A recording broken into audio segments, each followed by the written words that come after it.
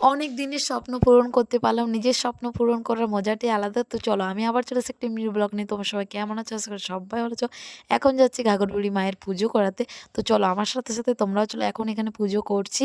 মানে তোমরা তো মাকে দর্শন করতে পারবে না যেহেতু ভিডিও ক্লিপ নেওয়া বারণ ছিল। তারপরে একটু করলাম।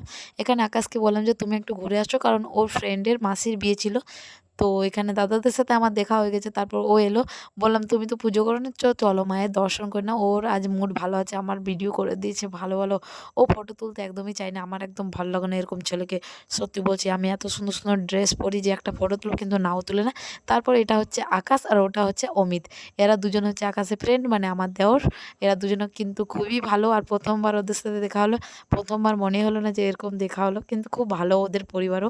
তো এখন আমি ওখান থেকে বেরিয়ে যাচ্ছি একটু রানীগঞ্জ। তোমাদেরকে বললামই তো নিজের কিছু স্বপ্ন আছে। আর একা, একা যাচ্ছি স্বপ্ন পূরণ করতে। দেখো আকাশকে বললাম, "চলো।" তো বলছে, "না আমি যাব না, তুমি যাও।" আমার কাজ ছিল আমাকে আসতেই হলো তাই। এখন চলে এসেছি আমি দোকানে। আর কোনটা ভালো লাগছে আমাকে নিশ্চয়ই একটু জানাও।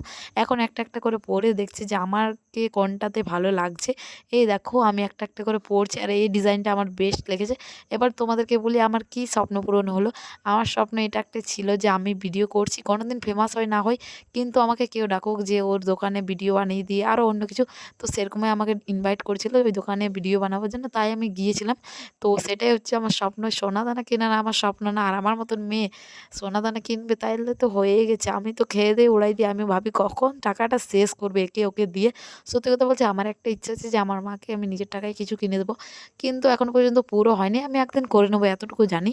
তো আমার নিজের কোনো স্বপ্ন নেই যে এই কিনবো, ওই কিনবো। আমি কাকে দিয়ে খুশি রাখতে পারি সেটাই চেষ্টা করি।